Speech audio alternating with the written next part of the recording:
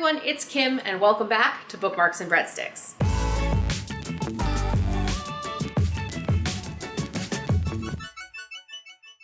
Welcome back to Bookmarks and Breadsticks. I'm here with my August wrap-up. I know there are a couple days left in August and I'm actually still reading a bunch of books, but wanted to get ahead of filming some content, so here we are, and that's okay. I have 3 physical books with me and I read a ton of books digitally, which is not normal, but let's go ahead and jump in with the books I read in the month of August.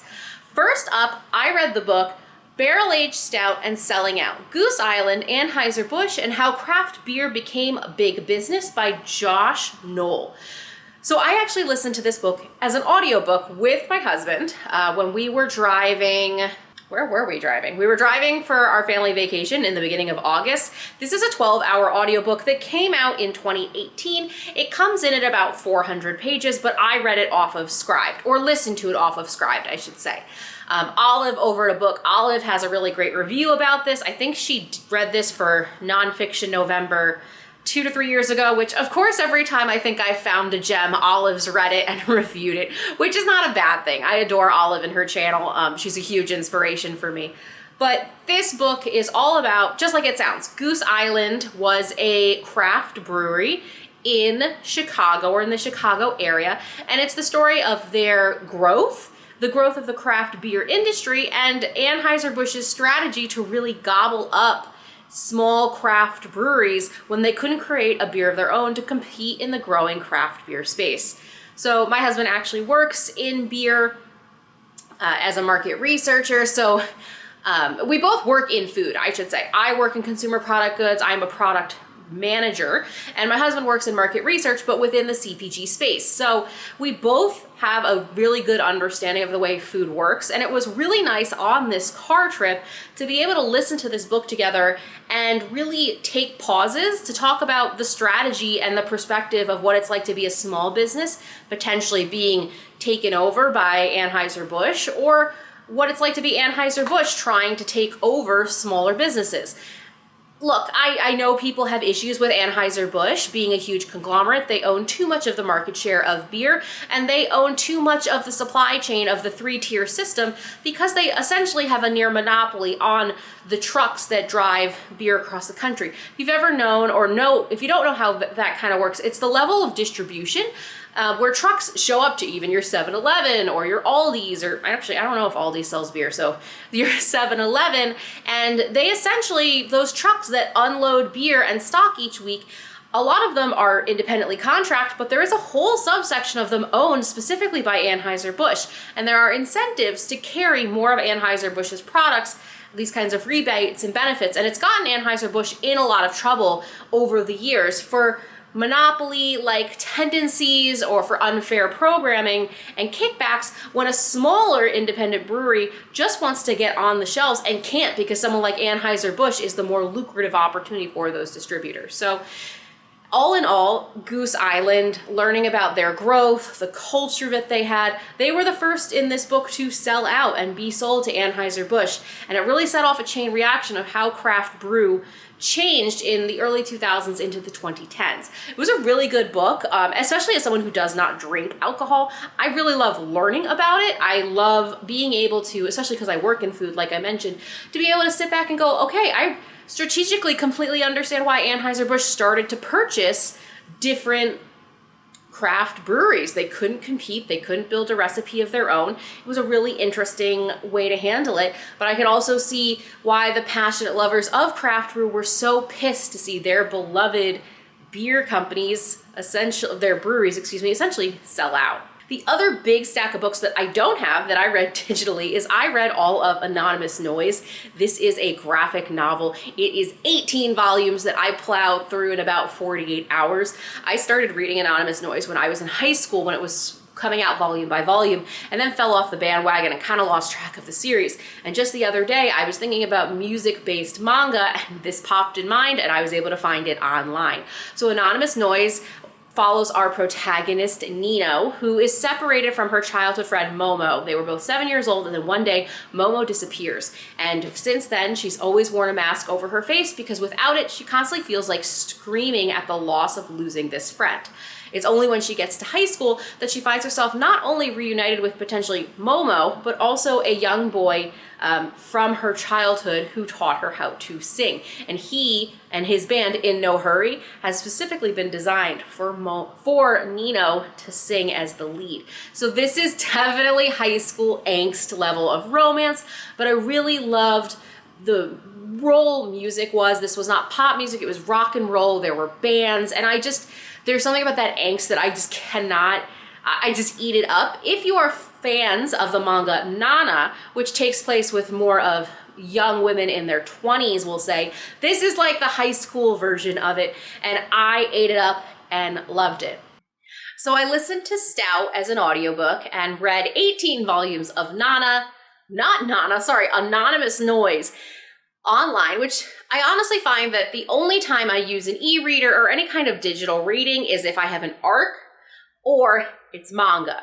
I'm not sure why. Maybe it's because I grew up in the era of scans. I don't know if people still do scan. I don't know. I'm not in touch with the way publishing works in manga and graphic novels nowadays, but I grew up with scans. So that's literally the only way I read comics and graphic novels. Predominantly, I read scans. I do buy a couple that I really love, like After the Rain, but for the most part, I've read a lot more manga and own maybe 10% of what I actually ever read, in a physical copy, to be specific. So the last part of this list and wrap up are the 3 physical books I read. I read Booked on a Feeling by J.C. Lee. I won this advanced reader copy through an Instagram giveaway, and I did do a whole review of this book, so I'll link it above and down below. But Booked on a Feeling is the 3rd in J.C. Lee's Sweet Mess series. I now own all 3, which ironically, I still haven't read the first one, A Sweet Mess. So I read them a little bit out of order, but they're all meant to kind of be contemporaries in the same universe versus reading them in chronological order. So go ahead and check out that review up in the cards and down below. Booked on a Feeling by J.C. Lee came out at the end of July, and I really recommend it for the book lover in your life. Which, if you're watching a Booktube channel, you are probably the book lover in your own life. So I recommend that book for you. Next up is another book I've already covered on this channel. This is Toast by Nigel Slater. This was my July Unwrap My TBR book, which took me into August to finish. Toast is the biography of Nigel Slater. It's his memoir, his chronicling of his childhood and his relationship with food up until he's about to leave for, I'd say, about college. It deals with the loss of a parent, so be careful if you're sensitive to that. My full review is, again, linked above and down below.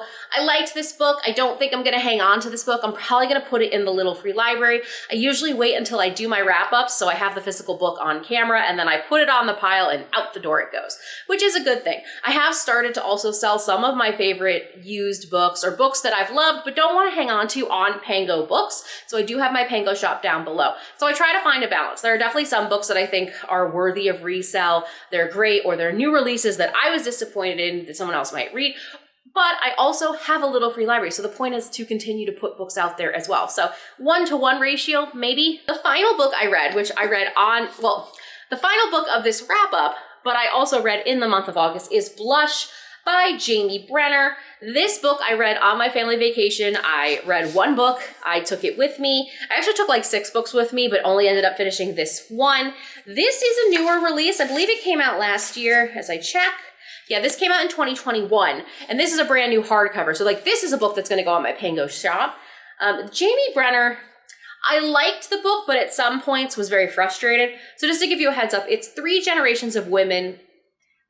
To give you a synopsis, 3 generations of women discover that the scandalous books of their past may just be the key to saving their family's future. For decades, the Hollander Estates Winery has been the premier destination for lavish parties and romantic day trips on the North Fork of Long Island. But behind the lush vineyards and majestic estate house, the Hollander family fortunes have suffered, and the threat of a sale brings old wounds to the surface. For matriarch Vivian, she fears that this summer season could be their last, and that selling the winery to strangers could expose a dark secret she's harbored for decades. Meanwhile, her daughter Leah, who was turned away from the business years ago, finds her marriage at a crossroads and returns home for a sorely needed escape. And granddaughter Sadie, grappling with a crisis of her own, runs to the vineyard looking for inspiration. But when Sadie uncovers journals from Vivian's old book club dedicated to scandalous novels of decades past, She realizes that this might be the distraction they all need. Reviving that trashy book club, the Hollander women find that the stories hold the key to their fight, not only for the vineyard, but for the life and love they wanted all along. From beloved author Jamie Brenner comes a big-hearted story of love, family, and second chances, and the ode to the blockbuster novels that have shaped generations of women. So, you haven't figured this out. This book club is formed around romance novels, which have a reputation for being trashy. Now, if you have ever spent any time in the world of romance Booktube, you will learn that that is not the case. Now, some tropes within books do not age well, obviously, but romance books, I think, are anything but just trashy books. And this book, I have to say, really disappointed me. The first third of this book is painfully slow. I barely got through it. I almost DNF'd it on a family vacation where all I had was time to read. It's very slow to start. There's a lot of expository dialogue to explain family past relationships.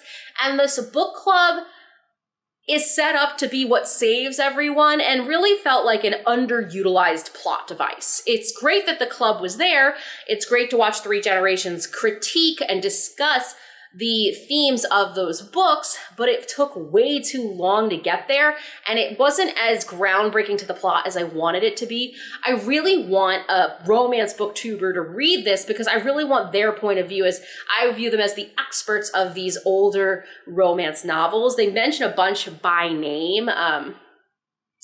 I picked it up, obviously, because it's about a vineyard. It's about food and wine. And actually, the daughter Leah owns a cheese shop with her husband. So if you love cheese, there's lots of love for cheese in this book as well.